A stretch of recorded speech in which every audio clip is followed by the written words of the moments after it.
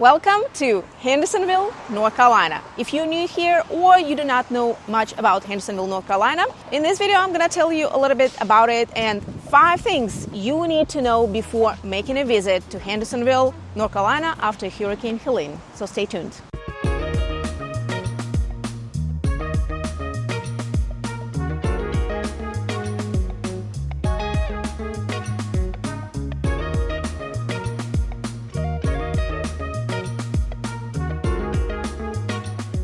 Hendersonville is the second largest town in western North Carolina after Asheville, North Carolina. It is located about 30 minutes downtown to downtown. It's about 30 minutes from Asheville and features a more gentle terrain. You're getting closer to South Carolina. It basically borders South Carolina. So you see less mountains, you see more gentle rolling hills, not so steep, but of course you still have some mountain communities in Hendersonville as well.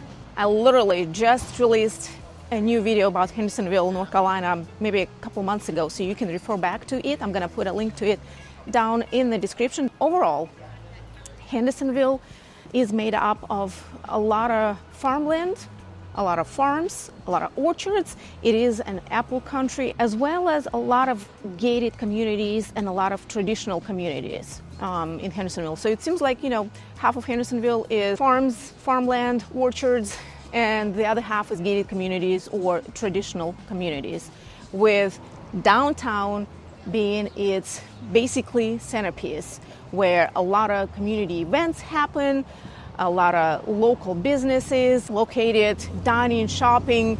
A lot of people from other towns around Hendersonville come to visit and shop here. I see people from Greenville, South Carolina come and visit.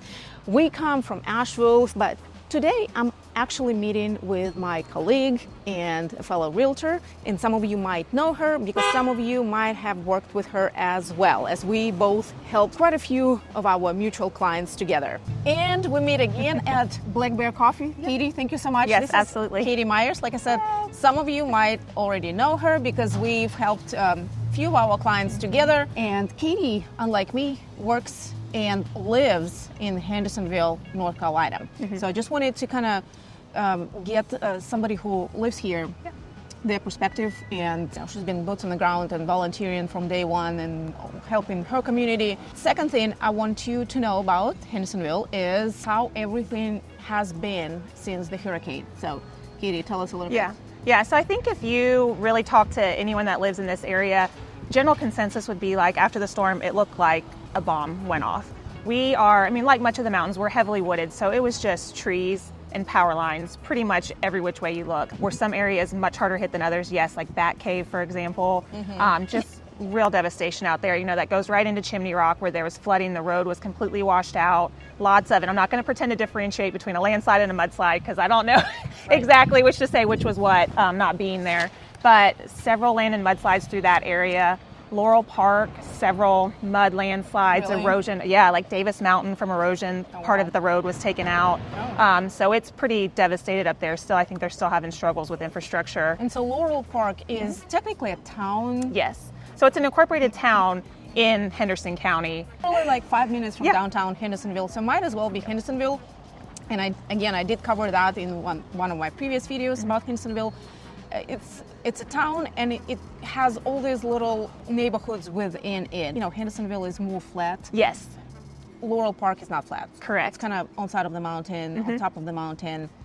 There's an observation place there with a park with great views. So, and I live in the western part of the county, and where I live, Mills River, Fletcher, those are all part of Henderson County, and those tend to be a little more flat.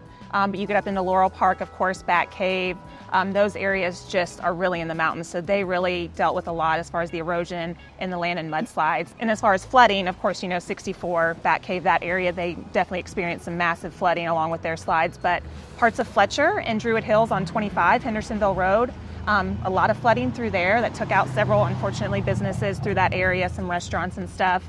Riverstone and Fletcher experienced flooding. South Chase and Fletcher, they had flooding. Parts of Dana, I drove through there. and saw some of the flooding. And it's just incredible when you are driving down those roads. If you look at the landscaping, the plant life there, you see how high the water got, and it's just like unfathomable to think that it actually raised to those levels. Right, because some of them, like I said in previous videos, a lot of places were not even in the flood zone or were not even near any kind of creek or water, but close enough, I guess. Yeah. Just like in Asheville and other parts of Western North Carolina, not everything was flooded, like in Florida when that happens, because it's flat and everything, the water rises and it goes everywhere. Here, just even some neighborhoods, if you are on the higher side, you're lucky. Yeah. You got lucky.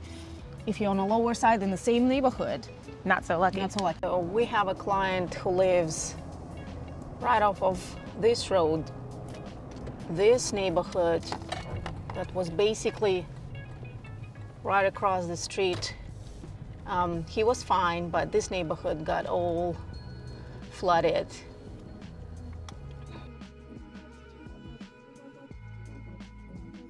Yeah, and it's a lot of those were like, some of those were 500 and some of those are even 1,000-year floodplains. The houses where I did see some water hit, looking at it, those were 1,000 years. So again, when we talk about this was like a biblical type of event that just is not something that we are prepared for, expect to happen, and surely, hopefully, expect not to really happen again in our lifetime. Right, and a lot of people have been arguing with me on this channel about how it is not a 1,000-year flood. And then somebody who is sounded like he was a lot smarter than me, for sure, and a lot of other people, he said that a 1,000-year flood, it's a concept. It's not, it doesn't mean that it only happens Every 1,000 years, right. Theoretically, it can happen next year. Theoretically. Theoretically. We hope it won't. We hope not. Well, of course, because we talk about, the flood of 1916 and what this is just 107, 8 years later that this happened. So again, yeah, I get the whole timeline. It's a concept more than an actual thing, an exact science. And if you remember my previous video from like 2 months ago when we talked about Hendersonville, Brian Bird did mention that this town was built on a swamp and there's a lot of low spots. And I was wondering about it, like that spot, like behind or at the end of downtown where Fresh Market. Yeah. So right where Spartanburg Highway, Main Street, and Greenville Highway all kind of converge, there's Fresh Market, Publix, there's a Harris Teeter, and that area just flooded immediately. And unfortunately, like Fresh Market, it flooded and it has had to close. They're looking at like a 1-year rebuild. Harris Teeter had to close. I believe Chick-fil-A had some flooding, but not enough to where they had to close or anything. But several of those businesses right in that funky little intersection just all took on a bunch of water. Yeah. I mean, that area, even if it rains, just rains, you have like all these puddles and water just on the road. Yep. I remember just driving through it like 20 years ago, and it was always like water standing from the rain. Yep. Yeah. Butler Bridge is this other one, and it's in Mills River Fletcher area, and it's where the sod farm is down in Fletcher. And the water, like if it rains, it floods and that road gets closed. Well, this water was probably easily, when you look at the tree line, I would have to say if I was standing, it would have been over my head for sure. And it got all the way up into the backyards of people in Hollowbrook, which perspective I know not everyone knows, but that's insanity. We've never seen it flood like that before. Yeah. You live in Hendersonville, right? We live in Hendersonville. So what it's been like, especially for you as a young couple with younger kids? Well, it's been sad and beautiful. It's been beautiful to see the community come together and help one another, to meet neighbors that you'd never met before, and helping each other get out of your houses, find good water, find resources. That's what I've been hearing over and over. People actually met their neighbors. Absolutely. Know their names now. It's sad that it took such a crazy event. Right. But it's been wonderful to see everyone come together and also rebuild so quickly. It took no time for the downtown to open up and for everyone to have a place to go and celebrate being okay together, and just take advantage of how. Did you have any damage at your house or in your neighborhood? Yeah, so we had all things considered, we did incredibly well. I think we had 5 trees fall down, and any other time in life, I'd say it was a bad weekend. But with the scope of things and the scale, it was incredible. All we lost was a railing a little bit on a deck. In our neighborhood that had a lot of trees, the city of Hendersonville is coming around right now, picking things up, so very, very grateful for that. What is it looking like right now in Hendersonville? It looks, a little bit different than where I'm from in Asheville. I would say that the damage is disproportionate, significantly worse in some areas, but overall pretty good. And the most exciting part is, as we said, everyone came together, especially during an election season where we want to believe that we're a divided country. All those differences went away. Everybody just helped grab trees, gave supplies, all that was good. So I'm hoping to kind of continue that into the future, especially with the rebuilding and the reconfidence process. So immediate damage was done, and that will have long-term implications, but there'll be even more damage longer term if we don't support the local businesses and start getting back and getting confidence back into this economy. So that's kind of where we're focused. I mean, you and I probably can only support like 1 or 2 breweries, right? Right, yeah. You know, watch me, right? Yeah, exactly. What I'm saying is that, we need more people, not just locals. No, spread the love. Just like everyone's donating right now, we hope that you also have that same spirit in supporting your local businesses. Yeah. If anything, now is the time to really take advantage of how many amazing local businesses there are, especially down here in Hendersonville. They seem practically untouched, a lot of them. So, thankfully. And the ones that have been touched, support them even more. Yeah. Right? Yeah. But yeah, now's a better time than ever to go support them.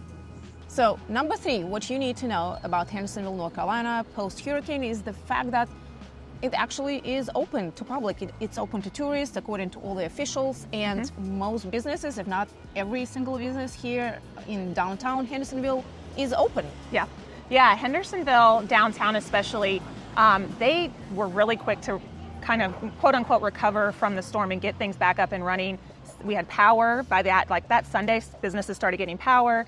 Some restaurants were able to open that week. They were, of course, cash only because the internet has been more of an issue than anything. But within a week and a half, it seemed like the general majority of the businesses on Main Street in downtown Hendersonville were able to open and operate. Some businesses are opening up in the Asheville area as well. I would say that you still probably want to make sure when you come to visit or you're relocating or whatever that is, you need to make sure that the business hours are still the same, because some still operate or might operate on different hours, and they might have different menus, and not just restaurants, but like orchards and all those places that people like to visit, not just tourists but locals too. Yeah.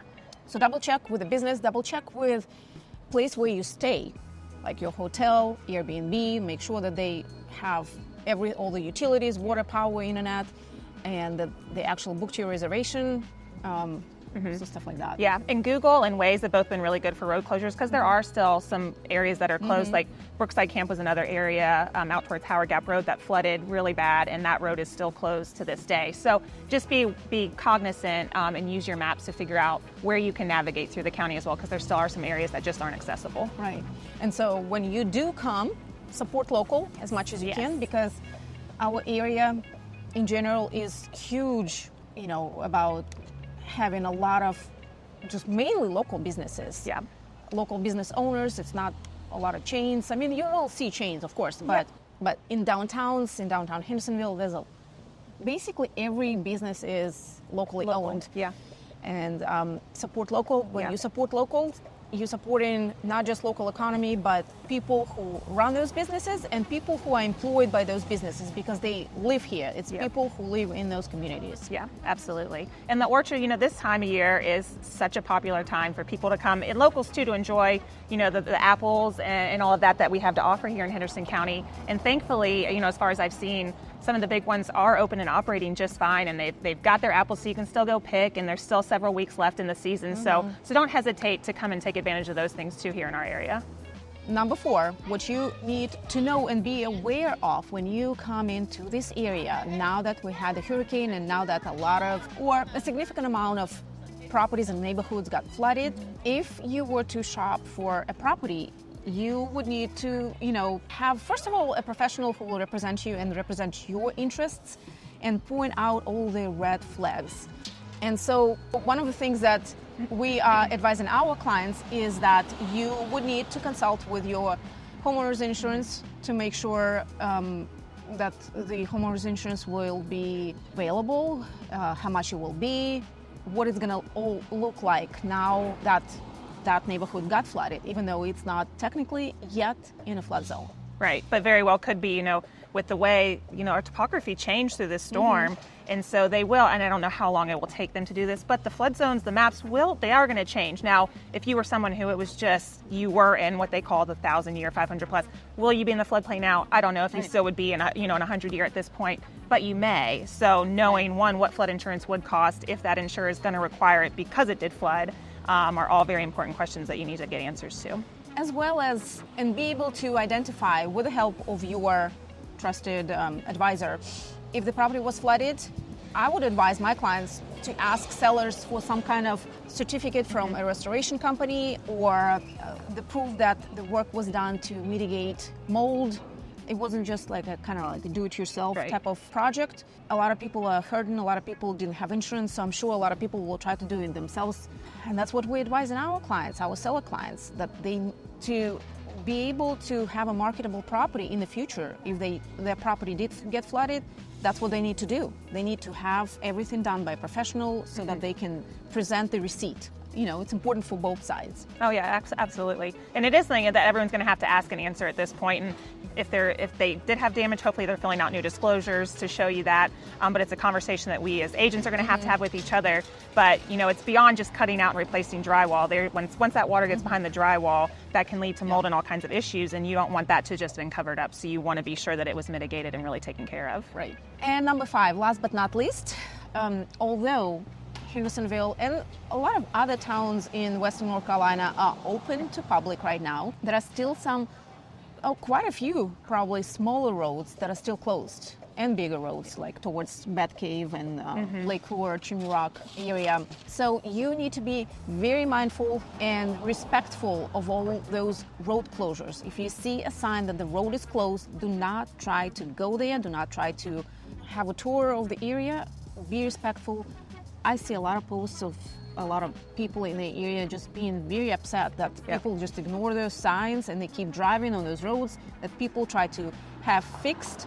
The more people keep driving on them, the longer it's going to take for the road to be okay. And we understand that there's a lot of visitors, but it's people who actually live here, the residents, who need this road daily for their, to have a normal or somewhat normal life. Yeah, and it's just being respectful of the people too that live on those roads and stuff. They're just trying to recover from this storm still. And when you have people that are just intruding upon these areas that are technically closed and they don't live there and they're just trying to see the damage and what happened during this storm, it's just really disrespectful to them, in all honesty. Like we said, Hendersonville is open. Not the whole Henderson County is open, but Hendersonville itself is open.